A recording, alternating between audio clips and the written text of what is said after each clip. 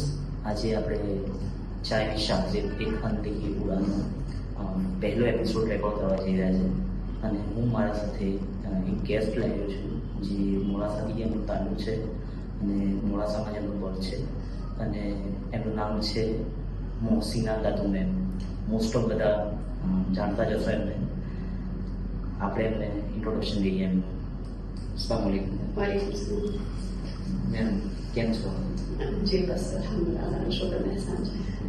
તમારું ઇન્ટ્રોડક્શન કેવી રીતે આપશો? જી હું મોહસીના. અલ્હમ્દુલિલ્લાહ, અલ્લાહ તાલા એક સારા પેરેન્ટ્સના ઘરમાં અને જેને કહી શકાય કે સારી ફેમિલીમાં અલ્લાહ તાલાએ જન્મ આપ્યો.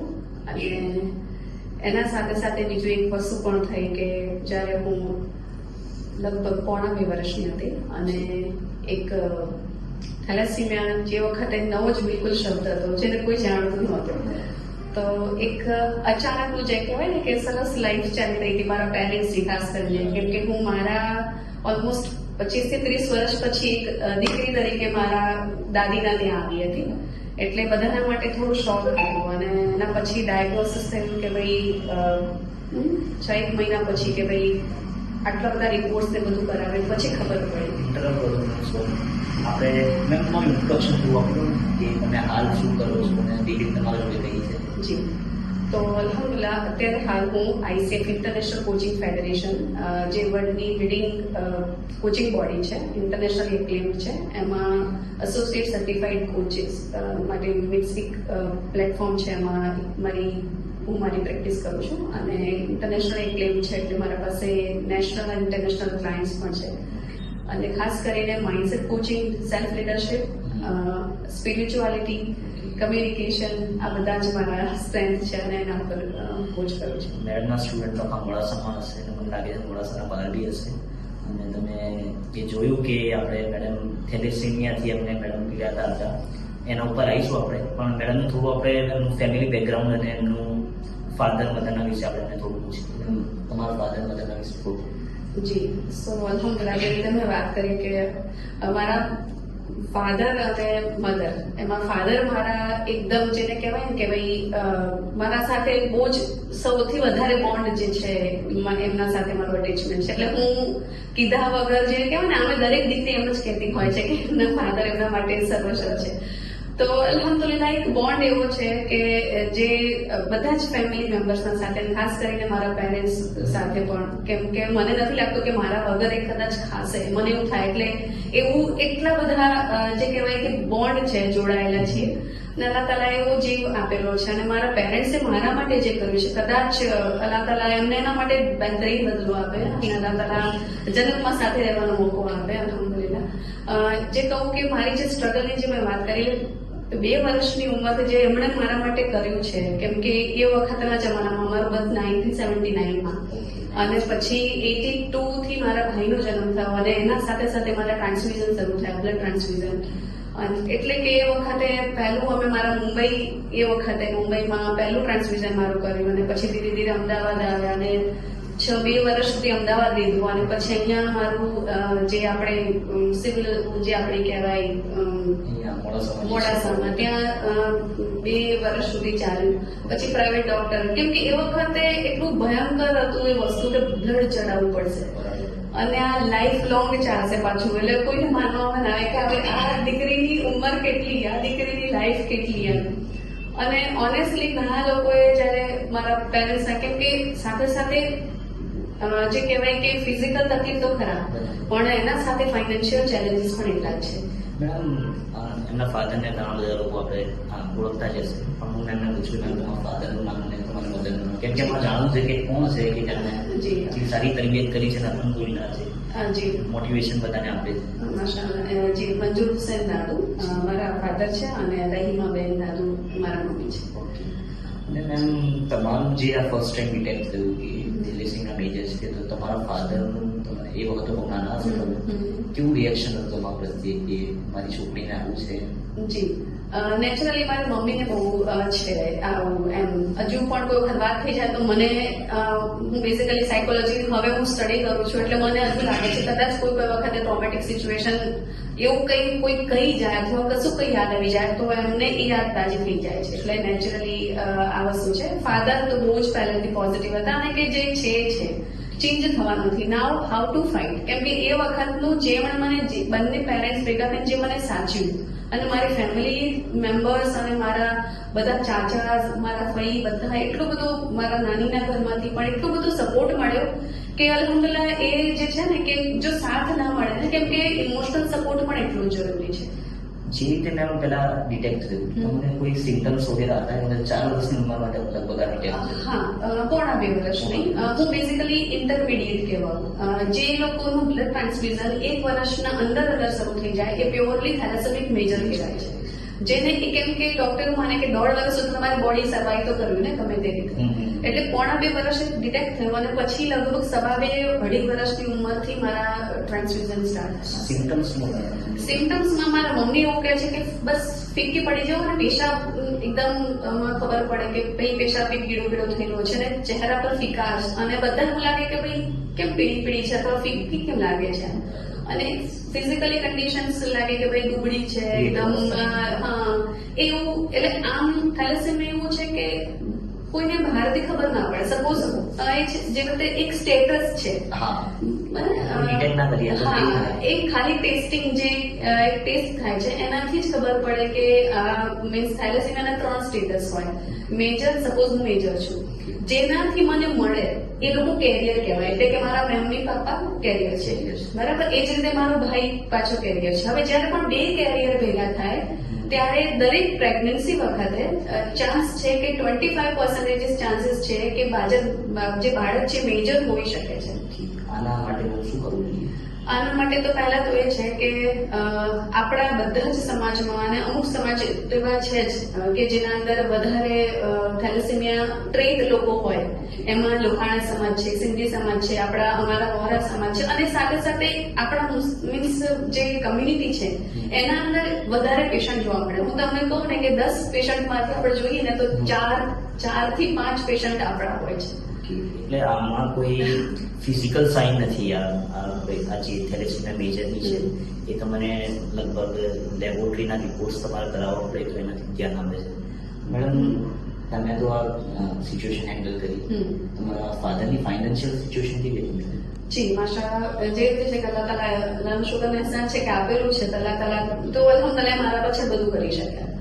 જ્યારે મીન્સ શરૂઆતમાં તો ઓછું થોડું થયું પણ સાથે સાથે અમારે જે મેન્ટેન જે કરવાનું આવે એક તો બ્લડ ટ્રાન્સફ્યુઝન લેવાનું અને સાથે સાથે શરીરમાં એના સિવાય જે ઘણા બધું બહારથી બ્લડ આવે એમાં ઘણા બધા બીજું બધું વસ્તુ લઈને આવે. દાખલા તરીકે એન્ટીબોડીઝ એમાં જમા થાય, ઇન્ફેક્શનનો ખતરો લાગે.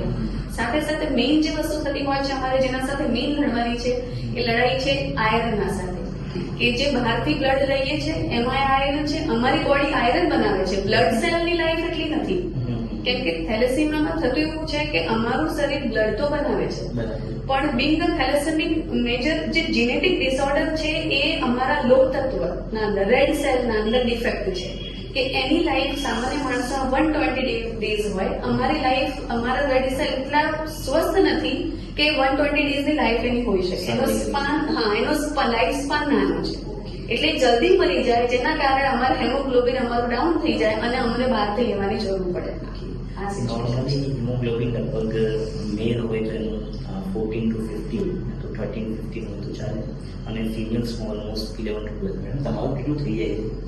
જી પોસ્ટ ટ્રાન્સફ્યુઝન મારું થઈ જાય 11-12 અને જેવું વીક ઓછો થાય એક ઘટે તો સમજો ને કે જ્યારે હું નવું બીજું બ્લડ મારું 21 ડેઝમાં 3 વીક્સનું સાયકલ છે લગભગ ટ્રાન્સફ્યુઝન લેવાનું. એમાં 2 યુનિટ્સ હું લઉં છું અને પછી એ પાછું 9.5 કાં તો 8 to 9 વચ્ચે રહે. પછી બીજો સવાલ કરીશ કે તમારી ઉંમર નાની હતી, બ્લડ ટ્રાન્સફ્યુઝન કઈ ઉંમરથી સ્ટાર્ટ થયા?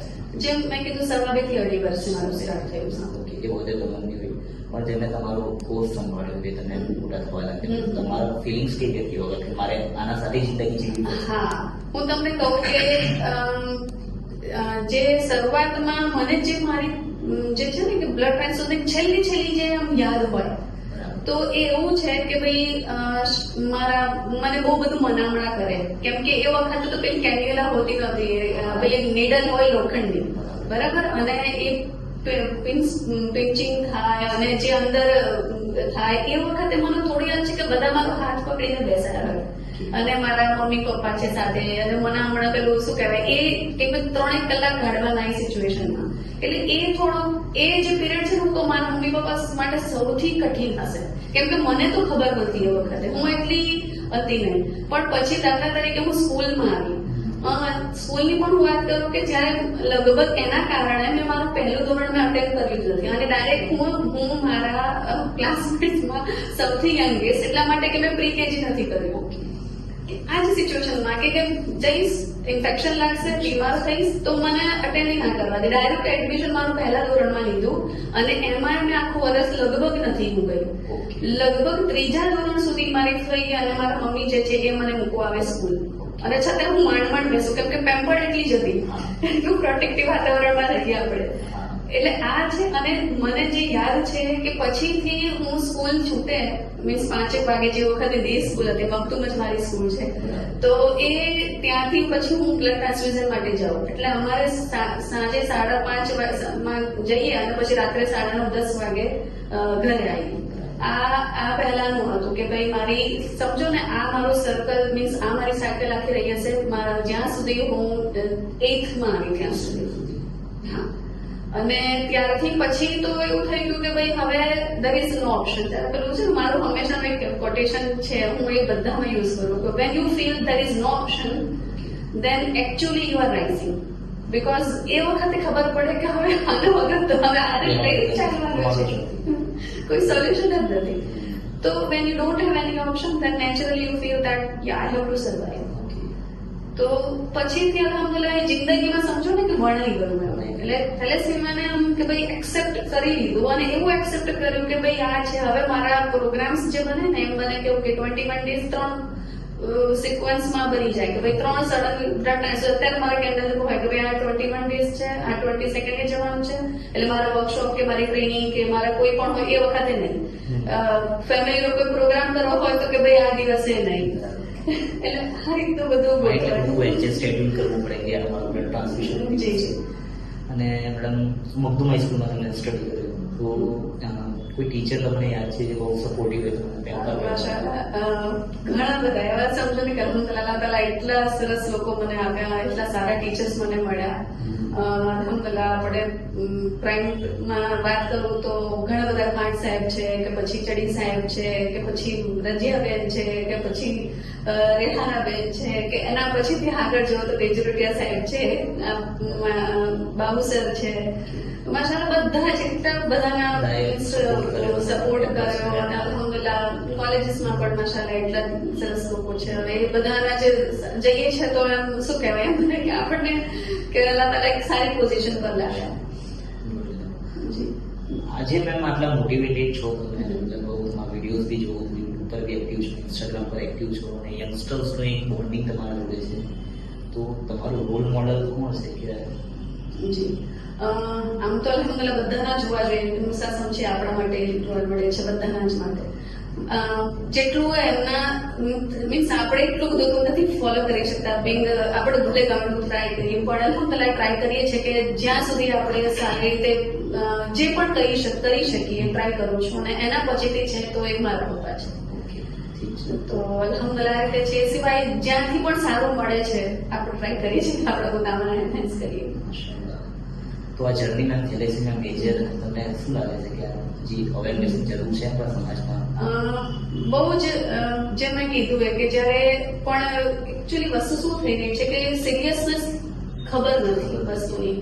મારા પાસે ઘણા લોકો એવા આવે કે ભાઈ એમને, કેમ કે અત્યારે હાલ બધી જ કોલેજીસમાં ગવર્મેન્ટે એને કમ્પલસરી ટેસ્ટ કરાવી દીધું છે, પણ કેટલા પણ એવા લોકો છે મને પછી કહે કે આ હું પણ છે ને તો માઇનર છું, પણ જયારે માઇન્ડ પણ એ વસ્તુ એટલી સિન્સિયરિટી તે લીધી નથી પણ. તો જયારે પણ તમને ખબર પડે કે હું માઇનર છું તો તમારા ફ્યુચર પાર્ટનરનું હંમેશા જ ટેસ્ટિંગ કરાવવું. રિસન્ટલી મારા પાસે હમણાં જ લગભગ 15-20 પહેલાની હું વાત કરું છું કે એક બહેનનો ફોન આવ્યો અને મને જાણતા હતા અને અમે પહેલા મળી પણ ચૂક્યા છીએ. એટલે કે મને કે ભાઈ થેલેસેમિયાનું અત્યારે હાલ શું ઈલાજ છે એમ મને પૂછ્યું એમણે. એટલે પછી મેં કીધું કે હજુ પણ બધું ચાલી રહ્યું છે રિસર્ચમાં કે આ છે તે છે, જીન થેરેપી છે, નામ છે, પણ હજુ ઇન્ડિયામાં આવતા હજુ બીજા 25 વર્ષ શાયદ નીકળશે. તો અત્યારે તો બ્લડ ટ્રાન્સફ્યુઝન લેવાનું છે, બીજું નથી. તો એ જે છે હવે અમે પૂછ્યું એમણે એમ કીધું કે 5 વર્ષ પછી અમને પ્રેગ્નન્સી છે અને હું પોતે માઇનર છું. મને મેરેજ પહેલા ખબર હતી પણ અમે જે પણ હવે પ્રેગ્નન્સી પછી થઈ તો મેં જયારે મારા ડોક્ટરને કીધું ગાયને, તેમણે કીધું હવે તમારા હસબન્ડ પણ ચેક કરાવો અને ચેક કરાવ્યું તો હસબન્ડ પણ માઇનર છે. અને હવે પછી એવું થયું કે હવે તો જે છે પ્રેગ્નન્સી એને ડિટેક્ટ કરાવવું પડશે. તો એને પૂછ્યું હવે કે મેડમ એ વસ્તુ આવી રહી છે તો ડોક્ટર બધા એવું જ કે છે કે મેજર જયારે બાળકને ચેક કરાવ્યું તો એ પણ કહે છે કે મેજર છે, એટલે કે અમારે હવે અબોર્ટ કરાવવાનો વારો આવે. તો એમ કે ભાઈ અવોર્ડ ના કરાવીએ તો કદાચ કઈ પોસિબિલિટી હોય એવી કઈ કે બચી શકે, પણ મેં એવું કશું નથી. એટલે પછી એ વસ્તુ એ થઈ કે હવે જુઓ કે ભાઈ બેનને ખબર હતી અને એ ચેક ના થયું કેમ કે હવે એમને દર પ્રેગ્નન્સી વખતે ચેક કરાવવું પડશે. એટલે સિરિયસનેસ હું કહેવા માંગુ છું કે તમારા અને આપણા સમાજમાં જે મેં પહેલા વાત કરી કે મેરેજીસ થાય છે ને, મામા, ચાચા, કાકા, અંદર જે થાય છે ઇન્ટર ફેમિલી મેરેજીસ થાય છે આપણા, તો ટ્રેડ્સ છે ને ગમે ત્યાંથી મળી શકે છે. જે રીતે ડાયાબિટીક બી જેનેટિક થઈ શકે છે તો આ પણ જેનેટિકમાં આવી શકે છે. તો એ સપોઝ મારી ફેમિલીમાં હું છું તો મારા બધા મામાના ત્યાં પણ અમે ચેક કરાવી છે, મારા ફઈના ત્યાં ચેક કરાવી છે, મારા બધા અંકલ્સના પણ બાળકોને ચેક કરાવે, એટલા માટે કે એ લોકોની ટ્રેટ હોય સામેવાળો પાર્ટનર એવું ના આવે. તો ખાસ બધાને મારી રિક્વેસ્ટ છે કે જ્યારે પણ તમને મીન્સ પહેલા તો છે કે ટ્રેટ જ્યારે પણ તમે માઇનર ડિટેક્ટ થાવ છો, એક તો પહેલા તો છે કે જે પણ ફેમિલીમાં જેને પણ ખબર હોય કે અમારી ફેમિલીમાં આવું માઇનર છે તો બધાને પહેલા તો ચેક કરાવો, બરાબર. બીજી સ્ટેપ એ કહી શકું કે ભાઈ આ માઇનર જે છે તો પછી તમારા પાર્ટનર્સને મીન્સ ફાઇનલ એંગેજમેન્ટ પહેલા જ એ ચેક કરાવી લેવું જોઈએ અને આ વસ્તુને નિગ્લેક્ટ ના કરવી જોઈએ. બિલકુલ. પણ એ અવેરનેસ આપણે ક્રિએટ કરવી પડશે કે એવરીથિંગ ઇઝ નોર્મલ. જ્યાં સુધી તમારા લોકો તમને સપોર્ટ આપે છે તો પછી એનાથી તો અલહમદુલિલ્લાહ કોઈ વાત જ નથી, બરાબર. પણ એ વસ્તુ હું ખાસ કહીશ કે આ એક્સેપ્ટન્સ મેં મારા પોતાના માટે તો મેં કરી દઉં, મારી ફેમિલી એ વસ્તુ નહીં લીધી પણ અલહમદુલિલ્લાહ મેં ક્યારે મારી પોતાની જાતને એવું ફીલ નથી કરતા કે આઈ એમ સમથિંગ ડિફરન્ટ. અત્યારે મારા ફ્રેન્ડ્સના છોકરાઓ છે માશાલ્લાહ, કદાચ એમના પણ મેરેજીસની વાત ચાલે છે અને હું એમનામાં પણ સરસ એન્જોય કરું છું માશાલ્લાહ. એટલે કહેવાનો મારો મતલબ એ છે કે મેં એટલું એક્સેપ્ટ કર્યું છે પણ ઇટ ઇઝ નોટ ઇઝી, બરાબર. અને બીજી વસ્તુ એ છે કે ફાઇનાન્શિયલી સ્ટ્રગલ પણ એટલી છે. મારા શરૂઆતમાં એના ઉપર આવતો હતો કે ફાઇનાન્શિયલી તમે સ્ટેબલ હતા, જે છોકરાઓ બીજા ગરીબ ઘરમાંથી આવે છે. બિલકુલ.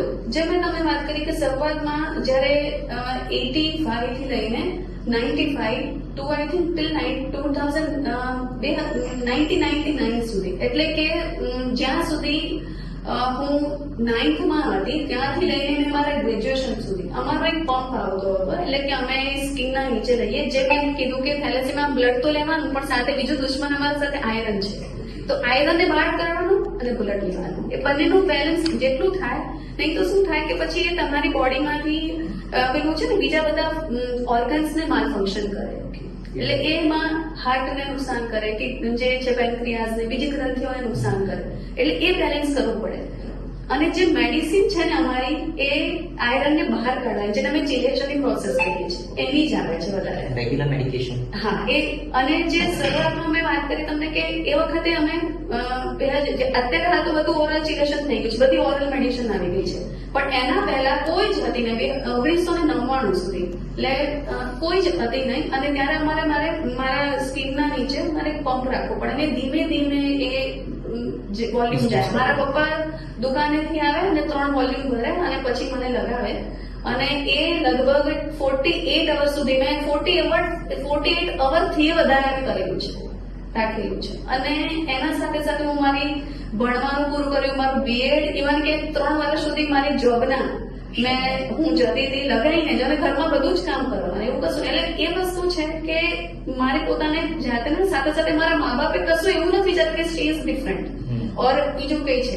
શરૂઆતમાં એવું કરતા હતા કે ભાઈ પેમ્પર્ડ છે કે ભાઈ પ્રોટેક્ટિવ રાખીએ, પણ એના પછી મને એ લોકો બિલકુલ નોર્મલ ટ્રીટ કરી છે.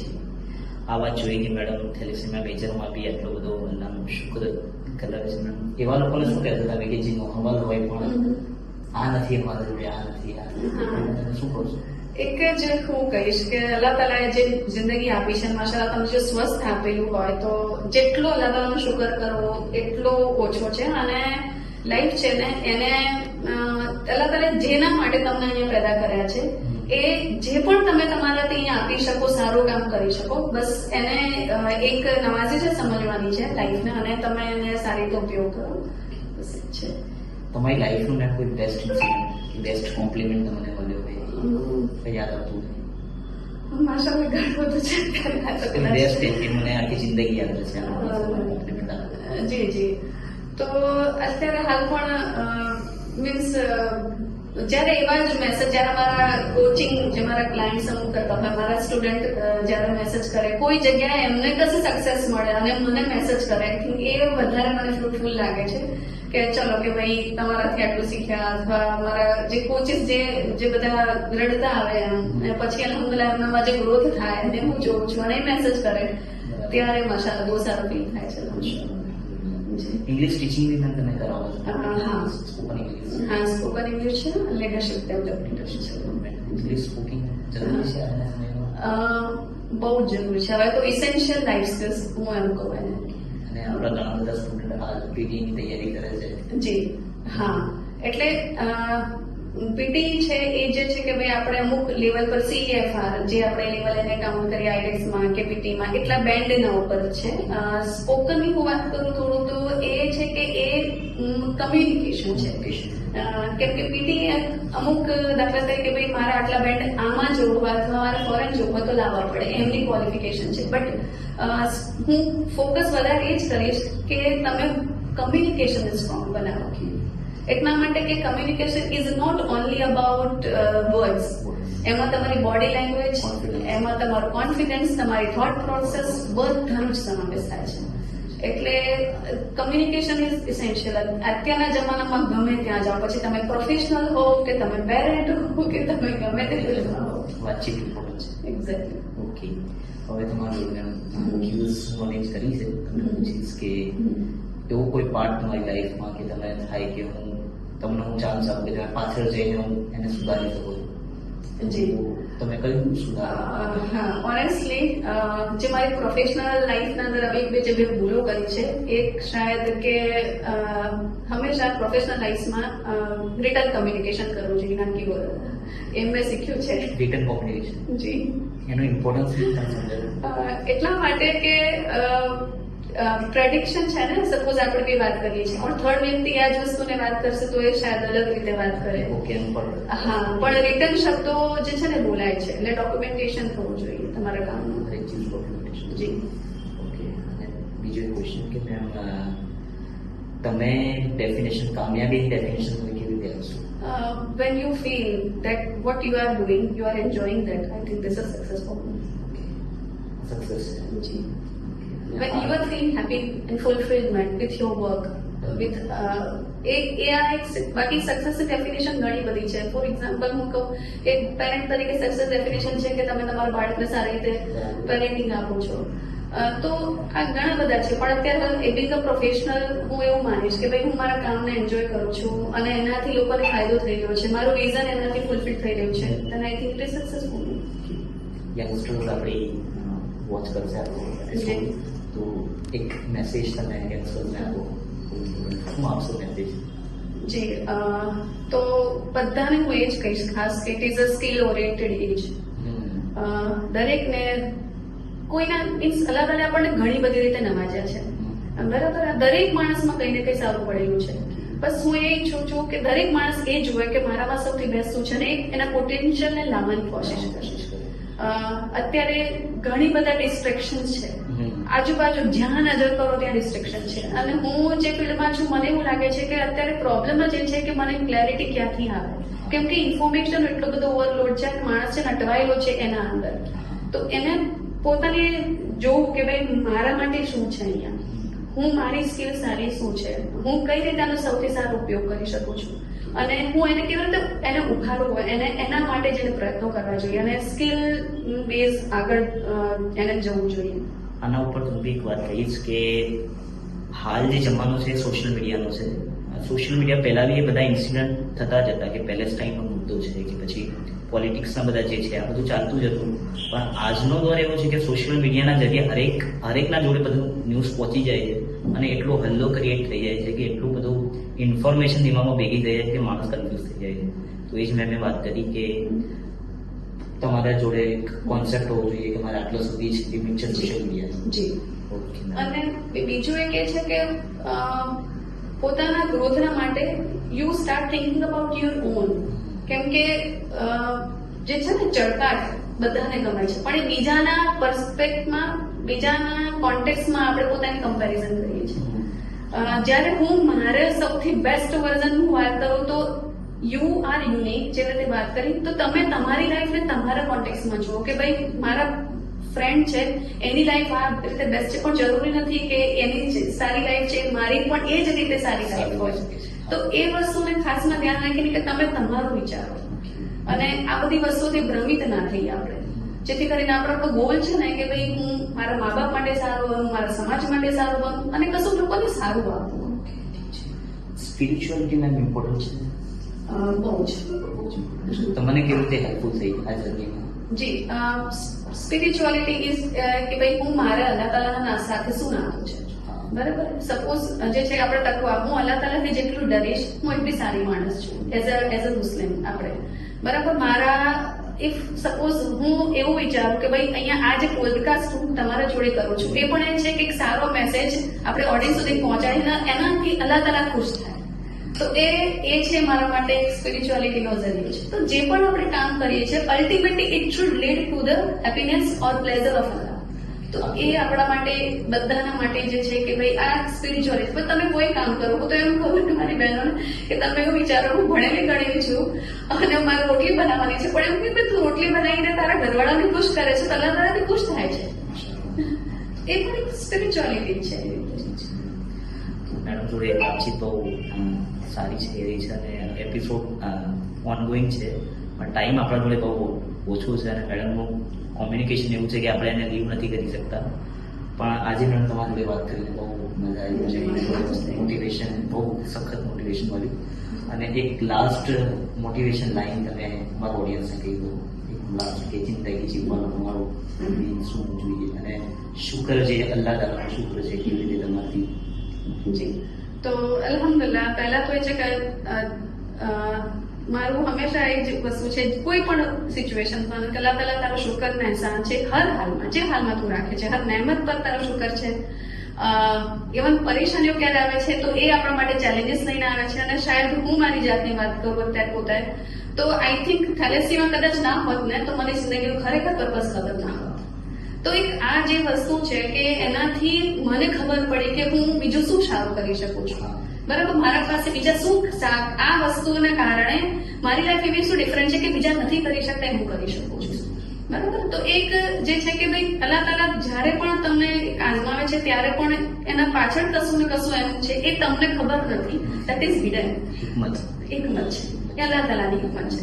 તો બસ ખુશ રહો અને અલ્લાહ તાલાનો પર હાલનો શુકર કરવાની સાથે સાથે positive. Thank you so much. બધા ઓડિયન્સને નેક્સ્ટ ટાઈમ ઇન્શાલ્લાહ બીજા ગેસ્ટ લઈને આપણે આવીશું. આવા જ પોડકાસ્ટ જોવા માટે અમારી ચેનલને સબસ્ક્રાઇબ કરો, લાઈક કરો. ઇન્શાલ્લાહ મેડમને બી તમારે કંઈ થેલેસીમિયા મેજર માટે કંઈ પૂછવું હોય તો મેડમને રીચ આઉટ કરી શકો છો તમે. મેમની સોશિયલ મીડિયા ફેસબુક પર એક્ટિવ છે, તમારા સોશિયલ મીડિયા વધારે હું લિંક્ડઇન પર પણ છું, ઇન્સ્ટાગ્રામ છે, બંને મારા જે એકાઉન્ટ્સ છે, કમ્યુનિકેશન ચેનલ પણ મિક્સ છે અને લીડરશિપ માટે છે, બિઝનેસ માટે પણ છે. અને આપણું જે એકાઉન્ટ છે ચાય વિશાલ જે ગંદકી ઉડાનું, આપણું મકસદ એ છે કે સોસાયટીના અંદર આવી જે સ્ટોરીઝ છે બધી બહાર આવે અને આપણે કોઈ શીખ મેળવીએ. બધા જે છે એ બધી વસ્તુ એક્સપિરિયન્સ નથી કરી શકતા, પણ બધાને એક્સપિરિયન્સ આપણે જોઈએ તો આપણને એક શુક્રનો આપણા અંદર જજ્બો પેદા થાય કે અલ્લાહ તાલાએ જે મને આવ્યું છે એ બેસ્ટ આવ્યું છે અને મારે ઇન્શાલ્લાહ આગળ બેસ્ટ કરીને દુનિયાથી જવાનું છે. Thank you so much.